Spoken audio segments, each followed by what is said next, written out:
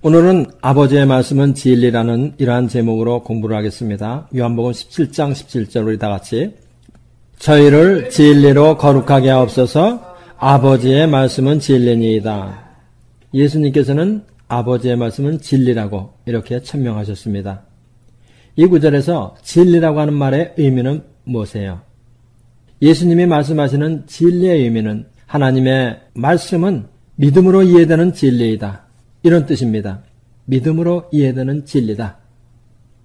또 기독교의 진리는 역사성을 가진 진리이다. 이런 의미입니다. 그래서 먼저 기독교의 진리는 믿음의 진리이다 하는 여기서부터 우리 한번 공부를 시작해 보십시다. 저는 대학 시절에 철학과 교수에게 이런 말을 들은 적이 있습니다. 기독교 진리는 보편타당성이 없다. 진리로 인정되려면 모든 사람이 보편타당하게 증명된 진리라고 인정해야 하는데 기독교의 진리는 오직 믿는 자들에게만 제한된 진리이다. 이렇게 말하는 것을 들은 적이 있습니다. 그때 저는 불신자였기 때문에 그 말이 참 옳다고 생각했습니다. 그렇지만 여러분, 이성에 의해 증명된 것만이 보편타당성이 있어요? 그렇지 않습니다. 가장 기본적인 명제적 진리는 믿음에서부터 시작합니다. 가장 기본적인 명제적 진리는 이성에 의한 증명에서 시작하지 않고 믿음에서부터 시작합니다. 제가 그것을 예를 들어서 설명해 보겠습니다. 어렸을 때 수학 시간에 점에 대해서 공부를 할 때 점의 정의를 다음과 같이 기하 선생님이 정의해 주었습니다. 뭐라고 그랬냐면은 우리는 이 세상을 살면서 여러 가지 점을 봅니다. 큰 점, 작은 점, 지름이 10cm인 점, 5cm인 점, half cm인 점 등등 여러 점이 있습니다. 이 세상에는. 또 어떤 점을 반을 자르면 그것도 점으로 남습니다. 또 자르면 그것도 또 점으로 남아요. 끝없이 나누어 가다 보면 점은 크기는 없고 흔적만 있게 된다는 거예요. 점은 크기는 없고 흔적만 있다. 참 재밌는 정의죠. 점은 크기는 없고 흔적만 있다. 이것이 바로 점의 정의라는 거예요. 그러면 이렇게 많은 것들 중에서 어느 것이 진짜 점이에요? 점이라는 것은 수없이 많은데 어느 것이 진짜 점이냐는 거예요. 모두가 다 진짜 점입니다. 모두가 다 진짜 점이에요. 그렇지만 모두가 다 진짜 점인데 크기는 없고 흔적만 있는 것이 점이라는 것을, 그런 점이 있다는 것을 어떻게 증명해요? 그렇죠? 끝까지 잘라본 사람이 있어요? 점을 모두 세본 사람이 있어요? 그렇기 때문에 크기는 없고 흔적만 있는 점이라고 하는 것은, 그 정의는 논리적 추론의 결과이지 경험적으로 증명된 것은 아니에요. 그렇죠? 그렇지만 우리는 크기는 없고 흔적만 있는 것이 점이라는 정의를 수학적으로, 기하학적으로 그냥 믿고 있어요. 다시 말하면 크기는 없고 흔적만 있는 것이 점이라는 이러한 명제적 정의는 증명된 것이 아니고 논리적 추론에 의해서, 믿음에 의해서 인정된 거라는 거예요. 그렇죠? 논리적 추론에 의해, 믿음에 의해서 그냥 인정되었다. 그것은 증명할 수 없다. 이거예요. 또 우리는 관념론의 시작이 된 데카르트의 생각한다, 고로 나는 존재한다, 이 말에 대해 잘 알고 있습니다. 데카르트는 확실한 지식을 얻기 위해서 모든 것을 의심으로부터 시작하였습니다. 의심하고 또 의심하고 또 의심하고 하면서 마지막까지 들어가 보니까 아무것도 확실한 것은 없고 생각하고 있는 자신이 존재한다는 것을 발견했습니다. 그리고 생각하고 있는 자신이 존재한다는 것은 확실하다, 이렇게 결론을 내렸습니다. 아무것도 확실한 지식은 없지만은 생각하고 있는 자신이 존재하고 있다는 것은 확실하다. 그래서 데카르트는 말했습니다. 생각한다, 그로 나는 존재한다. 코기토 에르고 쥐움. 데카르트의 생각한다, 그로 나는 존재한다. 이것은 관념론 철학의 기본 명제예요. 이 명제가 옳다고 하는 가정 위에서 관념론이 시작된 것입니다. 그렇지만 우리가 한 번 더 생각해 보면 무엇을 생각해 볼 수 있냐면은 생각한다, 고로 나는 존재한다. 이것을 거꾸로 한번 생각해 보자는 거예요. 나는 존재한다, 고로 나는 생각한다. 데카르트는 생각한다, 고로 나는 존재한다. 이렇게 말했지만은 그것을 거꾸로 한번 생각해 보면 또 이렇게도 말할 수 있다는 겁니다. 나는 존재한다. 그래서 나는 생각한다. 이렇게 말하면 그것이 틀렸다고 증명할 수 있는 사람은 아무도 없을 것입니다. 그렇죠? 이것은 달걀이 먼저냐 닭이 먼저냐 하는 그 논쟁이니까요. 존재한다는 것이 먼저라는 입장에서 시작을 하는 철학이 바로 뭐예요? 실존 철학이에요.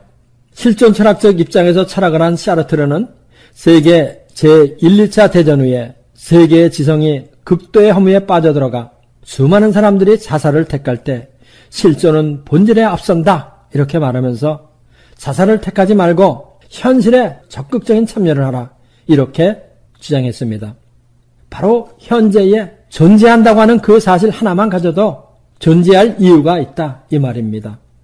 이것은 무엇을 의미하는 것이냐면은 달걀이 먼저인지 닭이 먼저인지 따질 필요가 없이 실존이 먼저인지 본질이 먼저인지 그것을 증명하려고 노력할 필요가 없이 학자들은 각자가 옳다고 믿는 명제적 진리에 대한 믿음의 바탕 위에서 철학 체계를 세워갔다고 하는 거예요.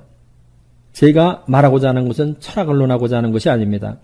사람들이 보편타당해야 증명 가능해야 진리라고 하는 그 주장에 대해서 말하고 있는 것입니다.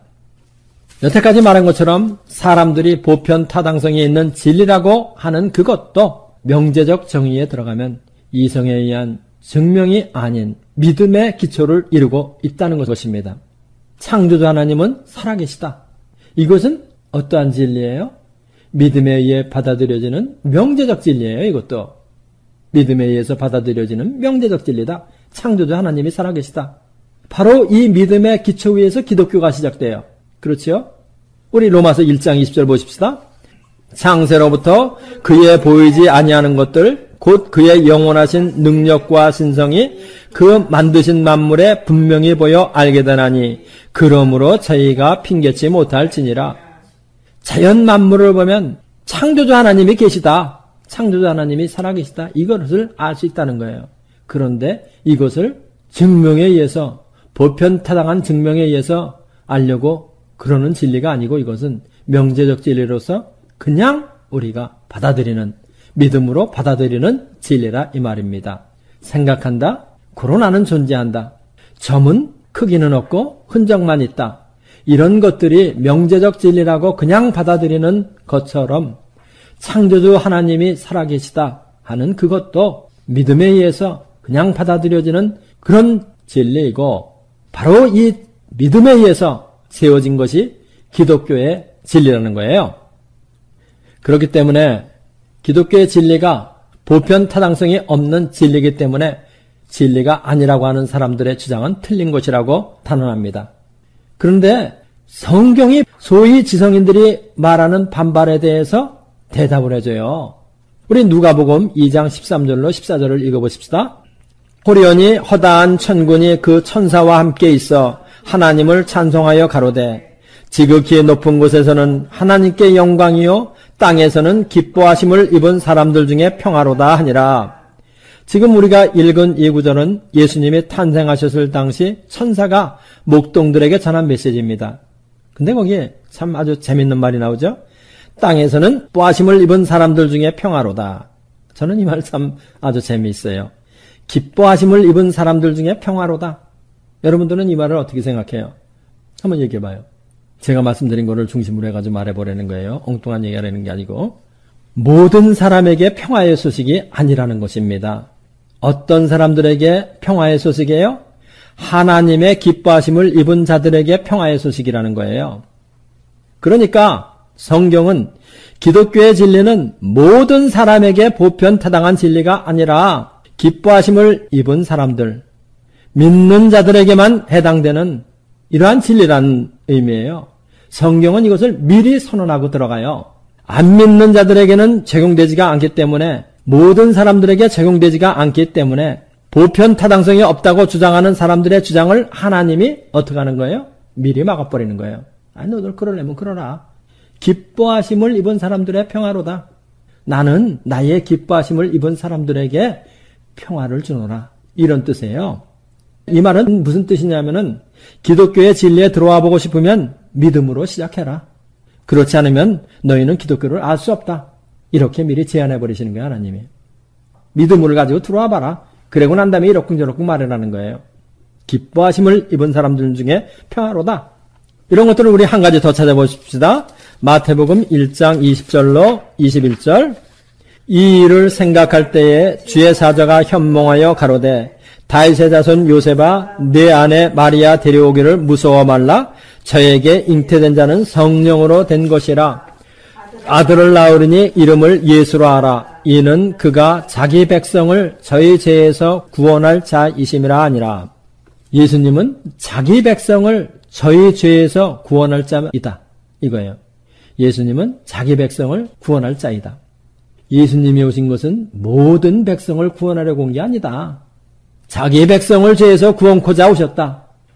그가 자기 백성을 저희 죄에서 구원하려고 오셨다. 그렇기 때문에 기독교의 진리가 진리인가 아닌가를 알기 원하는 자는 먼저 기독교의 진리 안에 믿음으로 들어와 봐야 합니다. 그리고 나서 진리를 말해야 돼요. 그렇지 않고 기독교의 진리에 대해서 이렇다 저렇다 떠드는 것은 서울구경을 해보지도 않은 사람이 서울 풍경을 말하는 것과 똑같습니다. 그런 주장은 아무 가치가 없어요. 쓰레기일 뿐입니다. 그런데 요즘 서울구경은 해보지도 않은 사람이 서울에 대해 말하는 사람이 있습니다. 바로 기독교를 믿지도 않는 사람이 기독교에 대해 이러쿵저러쿵 말하는 사람이 있다는 거예요. 저는 얼마 전에 인터넷 중앙일보에서 김용욱 교수의 칼럼을 읽고 실소를 금할 수가 없었습니다. 그가 주장한 것을 보면 뭐라고 주장했냐면은 우리는 어떠한 근거 위에서 우리에게 주어진 텍스트를 도마복음서라고 부르는가? 도마복음서의 경우는 그 텍스트의 마지막 책 이름이 명료하게 부기되어 있다. 퓨앙겔리온 푸가타 토마스. 이 텍스트 자체가 살아있는 예수의 말을 디두모 유다 도마가 기록한 것이라는 서론으로 시작하고 있기 때문이다. 이 복음서는 최소한 형식상으로는 어떠한 상황에서 누가 기록한 것인지를 정확히 밝혀놓고 있는 것이다. 또 다른 곳에 보면 이 사람이 뭐라고 또 이 얘기를 하고 있냐면은 도마 복음서를 집필한 도마는 예수의 쌍둥이라는 것이다. 예수에게 7남매 이상의 가족이 있었다는 것은 마가가 밝혀놓고 있는 사실이고 그 이상의 정확한 내용을 알 수가 없다. 모든 것은 어차피 추론에 속하기 때문이다. 시리아 전통은 예수에게 쌍둥이 형제가 있었다는 것을 당연한 사실로 받아들인다. 그러면서 뭐라고 얘기했냐? 중요한 것은 쌍둥이라는 심볼리즘이다. 쌍둥이라는 심볼이 궁극적으로 노리는 것은 예수의 분신적 존재를 예수의 말씀의 기록자로서 설정하고자 한다는 것이다. 이 사람이 이렇게 얘기했어요.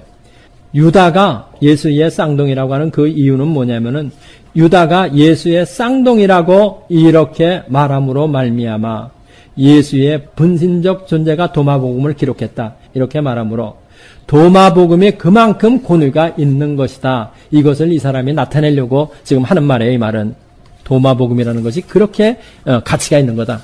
예수의 분신적 존재, 쌍둥이 형제가 그거를 말했으니 그리고 또 다른 이유는 뭐냐면은 쌍둥이 형제를 가진 인간이라는 것을 내세워가지고 예수님의 신성을 부인하고자 이 사람은 얘기하고 있는 거예요, 지금. 도마복음이 사도들의 이름을 도용한 위서라는 것은 예수님 시대에 나온 것이 아니고 그 후에 한참 후에 나온 사도들의 이름을 도용한 위서라는 것은 4세기 때 교회사가인 유세비우스가 밝히 입증해 놓은 것을 제가 7IM 7째 주 강의에서 벌써 설명을 드렸으므로 오늘은 그거에 대해서는 설명하지 않겠습니다. 알고 싶은 분들은 7IM 7째 강의를 참조하시기 바랍니다. 제가 먼저 결론적으로 말씀드리고 싶은 것은 뭐냐면은 김용욱 교수는 신약성경을 한 번도 다 읽어보지 않은 사람이에요. 그리고서 성경에 대해서 이야기하고 있습니다. 그 근거는 무엇이냐면은 김 교수가 예수의 쌍둥이라고 주장하는 유다가 바로 그 유다가 전한 복음서가 신약성경 안에 나와요. 요한 3서의 뒤에 공동서신의 맨 뒤에 나와요.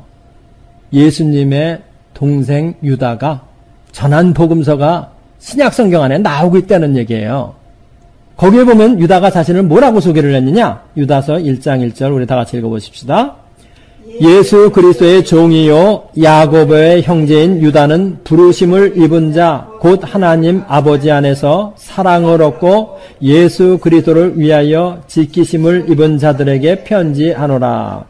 유다가 유다서를 기록하면서 그 제일 첫 번째 모리에 뭐라고 자기를 소개하고 있냐면은 예수 그리스도의 종이다. 자기는 형제인, 족보상으로는 형제인 유다가 자기를 예수 그리스도의 종이라고 이렇게 소개를 해요.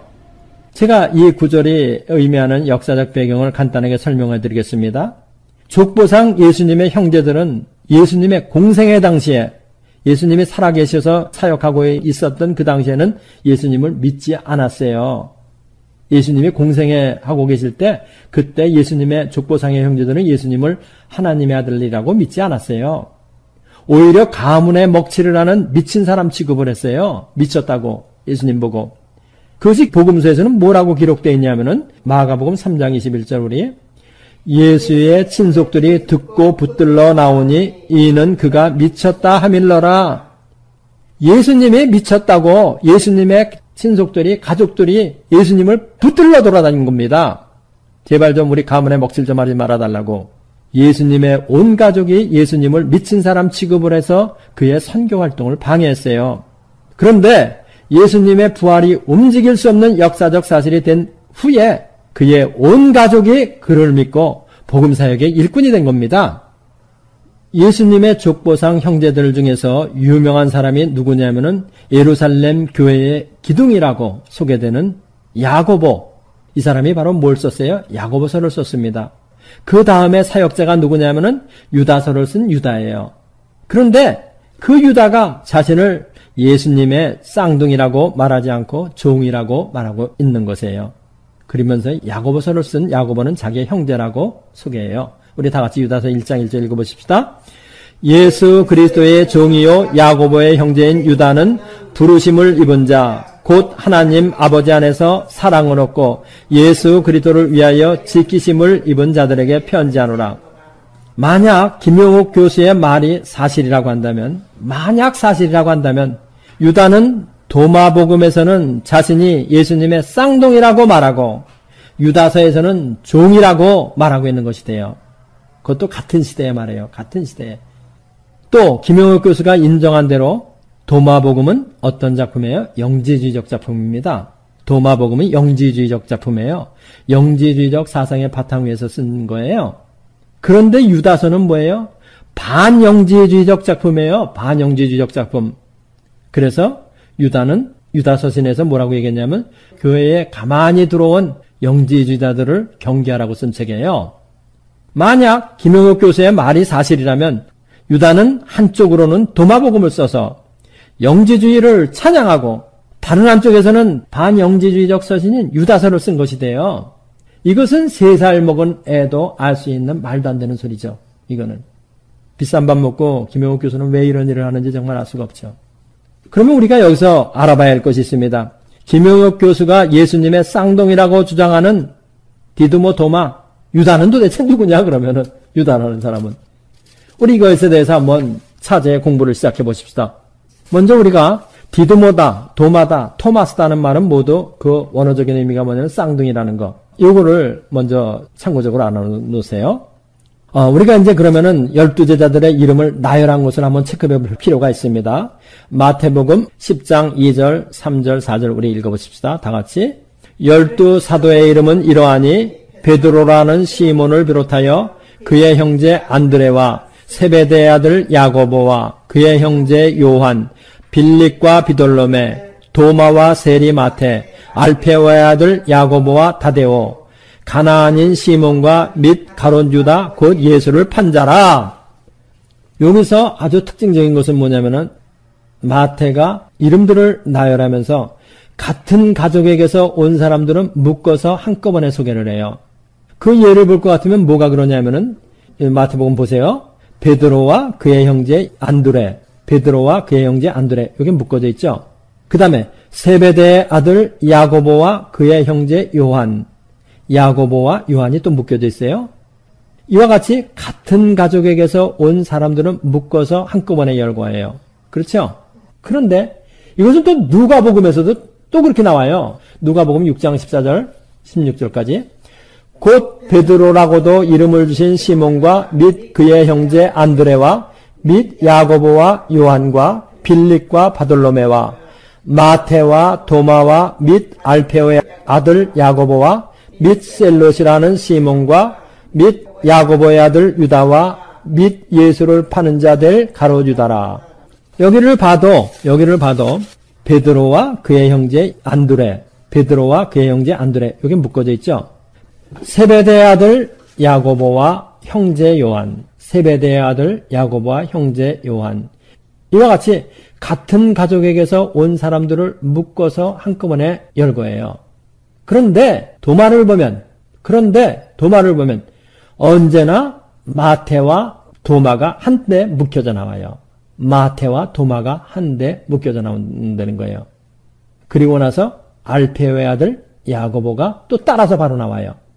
언제나 도마와 세리마태가 한데 묶어져 나온다. 그리고 마태 뒤에는 언제나 야고보가 알페오의 아들이라는 말이 따라서 나온다는 거예요. 다음에 마가복음을 한번 보십시다. 마가복음에서도 마찬가지예요.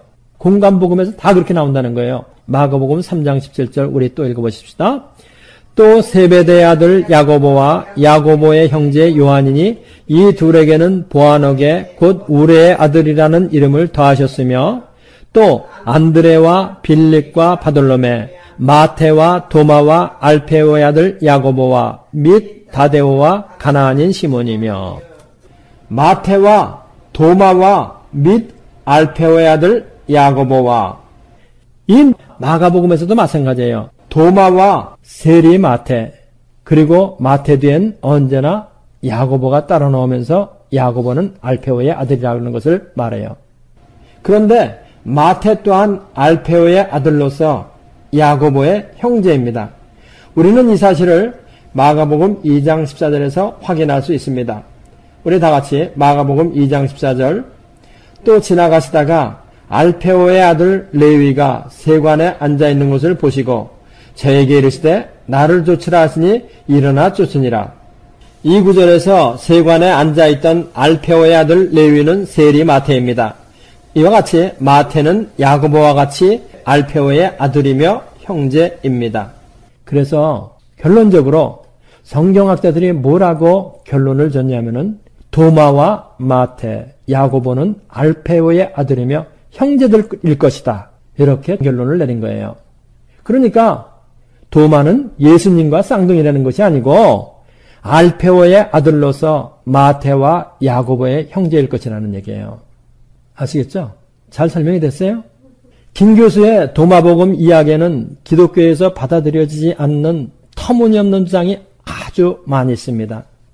우리가 결론적으로 믿어야 할 것은 무엇이냐면은 기독교 진리는 지난 2000년 동안 그 진정성이 입증된 진리 중에 진리라는 것을 우리가 믿어야 돼요. 믿어버려요. 누가 뭐라 하든지 그냥 믿어버려요. 이거는. 진정성 있는 기독교의 진리는 김 교수의 제한된 지식에 의해 무너질 그런 진리가 아니에요. 기독교의 진리가 김 교수의 그 제한된 머리에서 나온 지식에 의해서 무너질 거라면 저도 안 믿고 여러분도 믿을 필요 없어요. 제가 왜 이런 얘기를 하느냐. 그만큼 이거는 확실하고 분명한 진정성이 있는 진리다. 기독교 진리는. 그러니까 믿음의 반석 위에 그냥 굳건히 서버려라. 쓸데없는 소리들은 다 개가 짖는 소리다. 이렇게 생각하면 돼요. 다음은 우리는 기독교의 진리는 역사 안에서 체험되는 진리다. 이거에 대해서 한번 공부를 해보십시다. 기독교 진리는 진리이기 때문에 역사성이 있어야 돼요. 그런데 우리 기독교는 뭐가 있어요? 역사성이 있다. 이것을 알아야 된다는 거예요. 기독교의 진리는 불신자들이 믿거나 말거나 인정하거나 안 하거나 역사 안에서 체험되고 역사 안에서 실현되는 역사성을 가지고 있어요. 이것은 하나님은 우주를 통치하시며 지배하시는 왕이라는 사실과 직접 연관성이 있어요. 하나님이 우주를 통치하시며 지배하시기 때문에 하나님의 통치는 역사 속에서 체험되는 거예요. 당연하죠. 하나님이 말씀으로 우주를 지배하시기 때문에 하나님의 말씀은 개인의 생활 속에서 역사의 과정 속에서 경험돼요. 이것을 기독교적인 용어로는 뭐라고 얘기하냐면은 하나님의 통치는 예언과 성취의 과정을 통해서 역사의 과정 안에서 체험된다. 이렇게도 얘기를 해요. 이것이 기독교 진리의 아주 독특한 점이에요. 하나님의 말씀의 아주 특수성이죠. 이런 것은 다른 종교에는 없어요. 불교의 윤회사상이 역사성이 있습니까? 예? 이슬람교의 내세사상은 아주 조잡해요. 공자는 4, 5세계를 묻는 제자들의 질문에 대해서 뭐라고 대답했냐면은 눈 뜨고 사는 세상 일도 다 모르는데 하물며 눈 감고 난 후의 일을 내가 어떻게 아느냐. 아주 솔직하게 대답하셨어요, 공자님은. 그렇지만 우리 예수님은 너희가 천기는 읽을 줄 알면서 시대의 표적은 읽지 못하느냐 하시면서 분명히 뭐를 말씀하셨어요? 기독교 진리의 역사성을 말씀하신 거예요. 시대의 표적을 읽어라. 시대의 표적. 시대 속에서 역사하시는 하나님의 진리를 읽어라 이겁니다. 그래서 하나님의 말씀의 진정성은 개인의 경험 속에서 체험된다. 이것을 한번 공부해 보십시다. 하나님의 말씀은 능치 못하심이 없어요. 하나님의 말씀의 전능성에 대해서 사도 바울은 다음과 같이 말했습니다.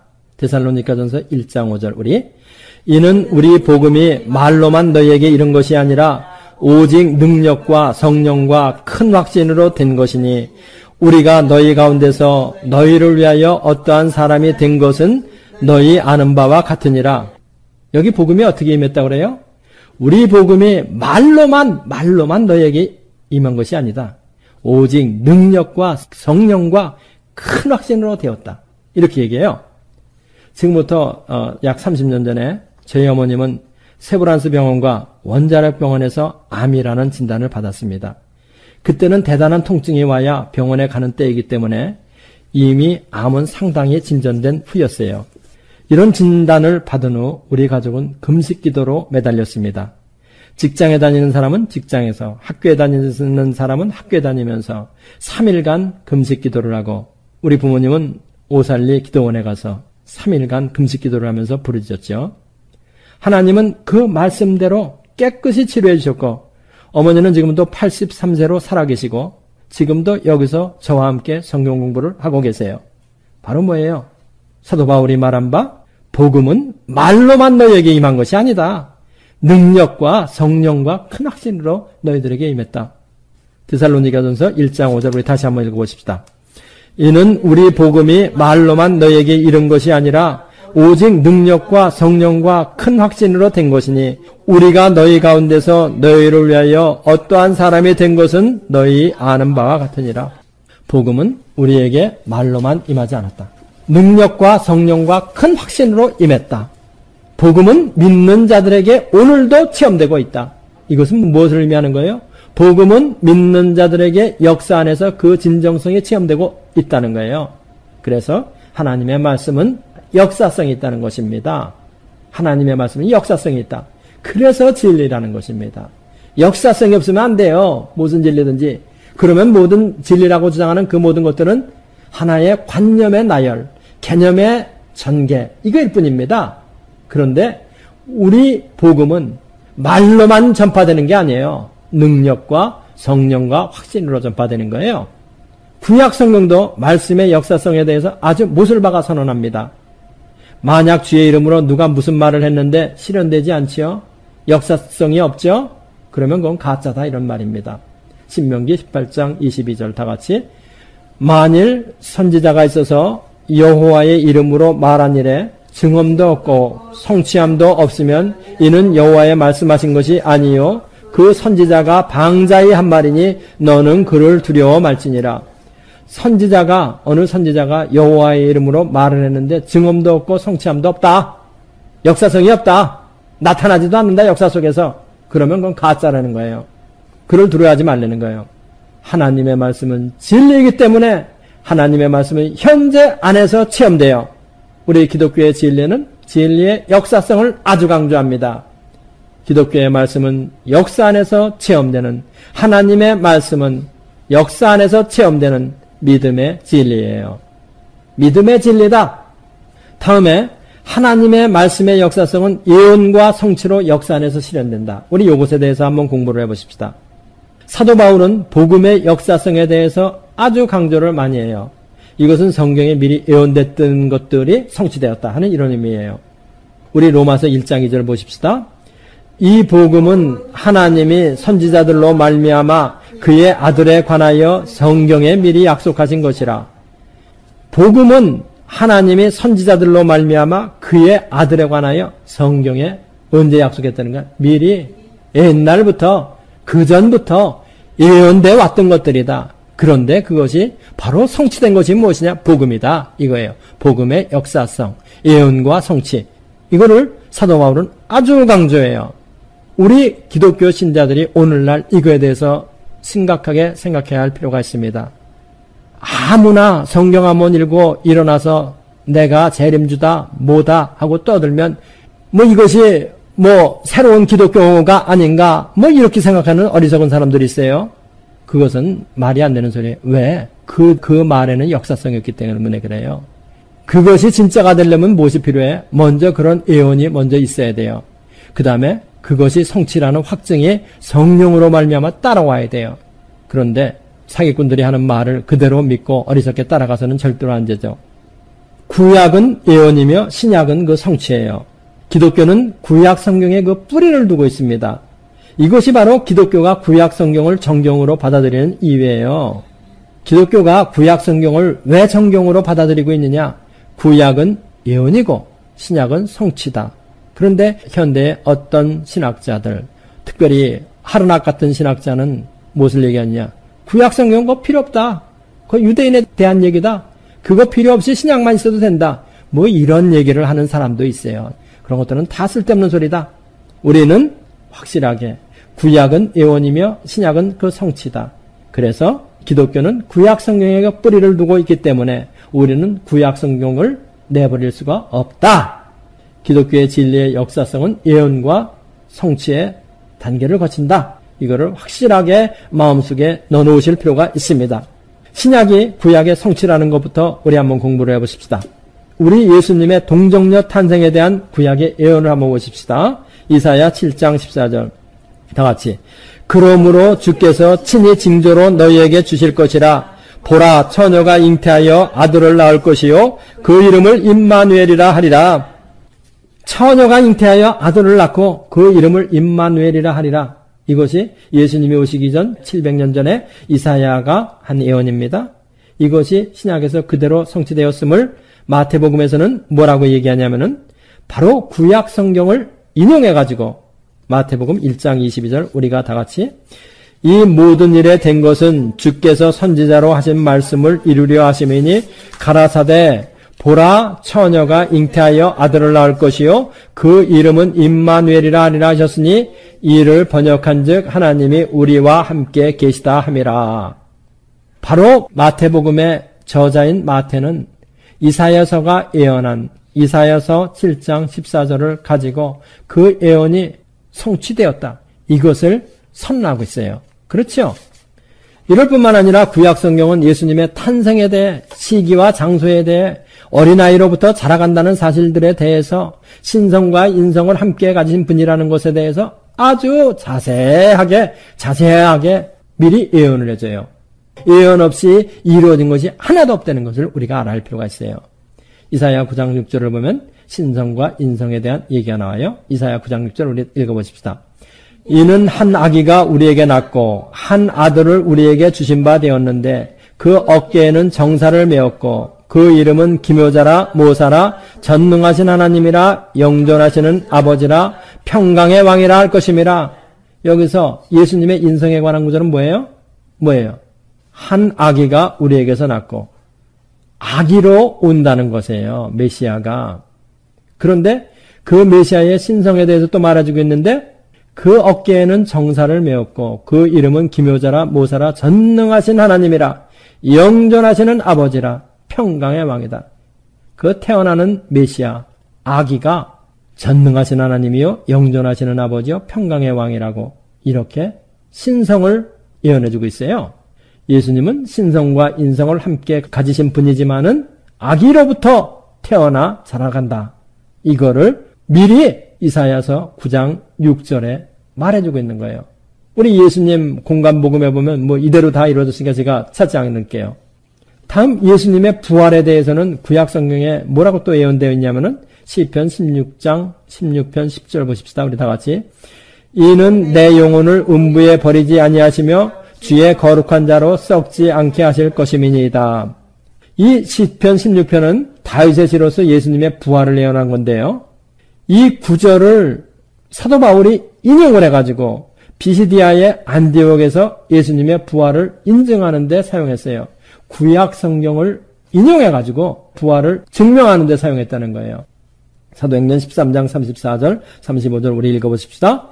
또 하나님께서 죽은 자 가운데서 저를 일으키사 다시 썩음을 당케 않게 하실 것을 가르쳐 가라사대 내가 다윗의 거룩하고 밑붙는 살을 너희에게 주리라 하셨으니 그러므로 또 다른 편에 일렀을 때 주의 거룩한 자로 썩음을 당케 하지 아니하리라 하셨느니라.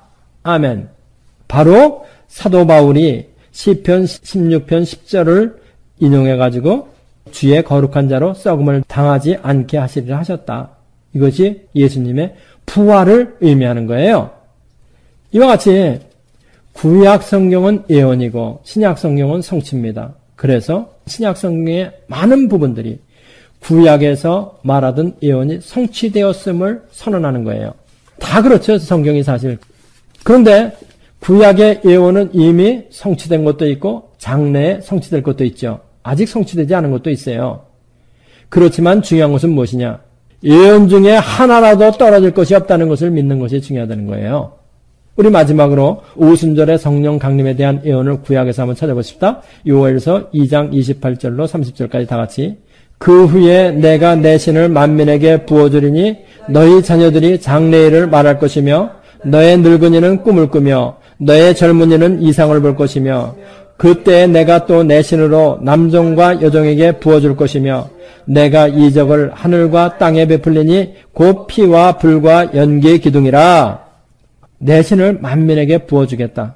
그래서 너희 자녀들이 장래의 일을 말할 것이며 늙은이는 꿈을 꾸며 젊은이는 이상을 볼 것이다 하는 그 예언이 그대로 또 신약의 오순절 때 성취되었죠.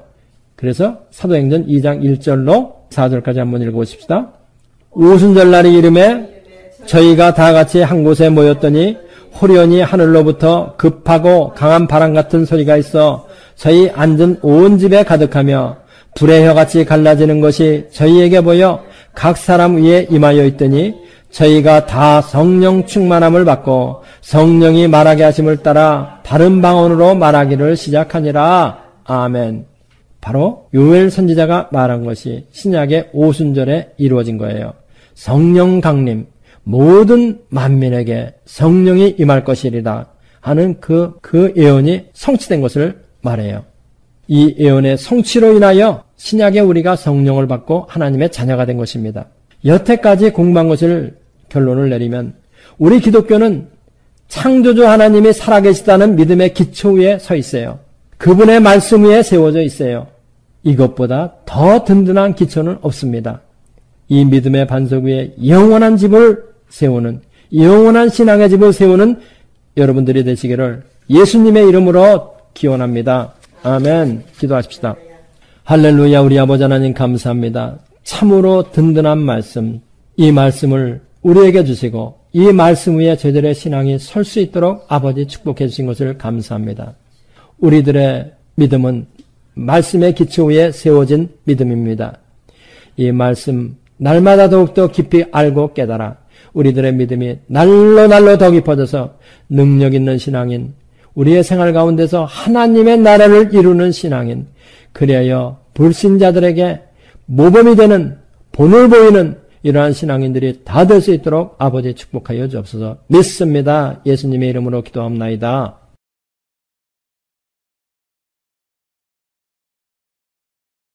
이 성경 공부를 하신 분은 곧바로 라이크 버튼을 눌러주세요. 여러분의 수고가 하나님 나라 확장에 큰 도움이 됩니다.